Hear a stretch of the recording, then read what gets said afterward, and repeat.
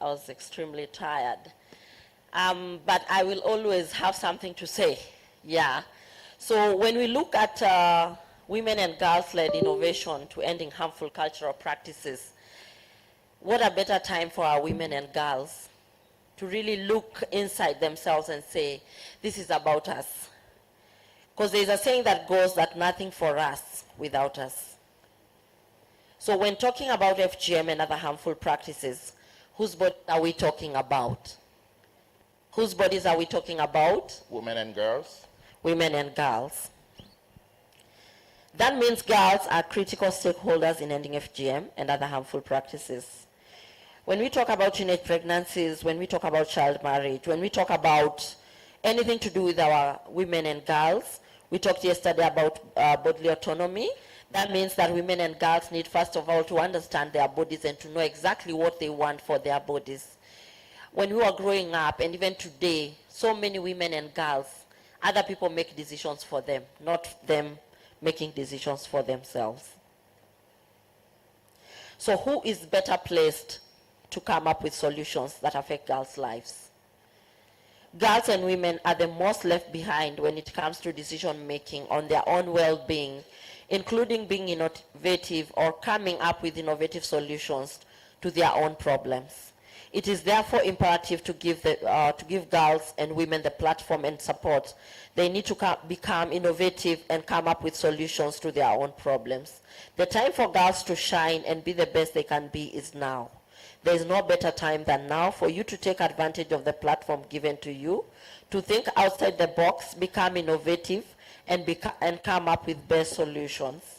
Government have invested in girls by setting aside policies that are girls-friendly, budgets for girls' education, affirmative action programs that favor girls, and a conducive environment to grow, think, and innovate. Consequently, governments have made significant changes and tremendous paradigm shifts regarding the position of women and girls in all development agenda. The government has changed stereotype perceptions and attitudes regarding women and girls. What better time to be a girl more than now? Your abilities are unquestionable. Girls have what it takes to change their own communities, societies, and the world through innovative solutions. I can't say it better than Oprah Winfrey, who is a popular American talk show host, media personality, actress, and author, who says, if you really want to fly, just harness your power to your passion. Honor your calling. Everybody has one. Everybody and all of us here have a calling and have a passion. And there's nothing as good as working towards your passion and working around your passion. And I know the girls and women in this room who are innovating are not just innovating for the sake of it. Yesterday we were told by Dr.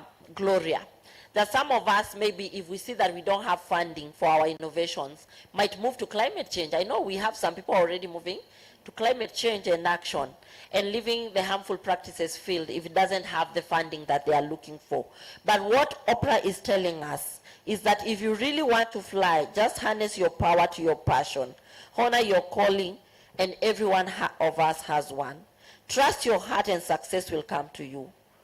Who else is better placed than you girls at a time like this, when your voices are most critical? Who are the young girls in the village facing all forms of threats? We have so many girls in the villages who are facing all forms of threats. We know Sustainable Development Goal is about leaving no one behind. Who is going to be a voice for those girls, if not you? These girls are left behind because of so many challenges, which include poverty, the harmful cultural practices that we are talking of. If not you, then who will speak for them? Who will innovate for them? The time is now. Girls will need to take the bull by the horn and become the change they want to see. Girls need to take a lead, innovate the best solutions, and save this and the coming generation of girls. This reminds me of Gordon Hinckley, an American author, who says, to save a girl is to save a generation. As we innovate, we should not forget that education plays a critical role in the life of women and girls. Education remains one of the biggest contributors to change in community social norms. If it was not for education, we could not be here today in this summit. Many women and girls are left behind because of lack of the chance to get an education. Education is power. According to Erna Solberg, a former prime minister of Norway, who once said, if you invest in a girl's education, she will feed herself, her children, her community, and her nation. So even as we work here and work towards innovating for our girls, we should know that keeping girls in school is one of the ways to innovate for them. In conclusion, girls and women have what it takes to innovate and come up with the best strategies to eliminate harmful cultural practices. I therefore appreciate the UNFPA team for working tirelessly to support the innovative ideas of our young women and girls. The government of Kenya will continue supporting the initiative and make sure that the innovations are replicated in other communities. Thank you very much. Thank you very much. Please put your hands together for her.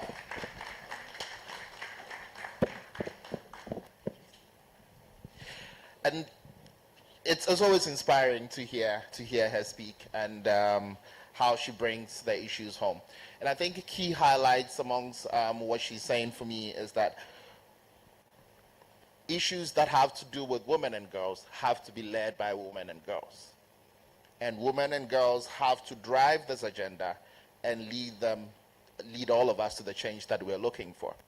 And this is quite true for us as well at the UNFPA in the East and Southern Africa region, with one of the projects that we run called the Hack Labs, which identifies innovation solutions from communities. And I'm happy to say that without any deliberate effort, without any affirmative action or any prompting, every time we have done any of the Hack Labs on harmful practices, on early and unintended pregnancies, over 60% of the solutions that come up are led by women and girls. And this is without any prompting at all. Except that by the time we reach the tail end of where they are getting close to the seed funds, where they are getting close to the business incubation support, then the numbers keep dropping in terms of the numbers of women and girls that you have leading these solutions. And this has to change. And so a number of issues or approaches that UNFPA is taking to doing this is that in addition to providing seed funds to innovation solutions, we will provide business incubation services or enterprise support services that would increase the opportunity for these solutions to thrive. Not only are we doing that, we have very recently developed a social innovation toolkit, which you would hear about in this summit. And the toolkit is interactive. It provides you a self-help guide that you can use to further develop your solution to get it to the point where it needs to be. But most importantly, and piggybacking on the issue you mentioned and highlighting what Gloria said yesterday about us moving to where the funding is, what is better than having a solution that not only solves a social problem, but actually creates a job for you and creates jobs for other people and build economic independence and empowerment for young people. And so we always, at the UNFPA, insist that every social enterprise or every innovation solution must have a business model. And people would buy anything that you can sell. And people place value on anything that you can sell or they actually put money to.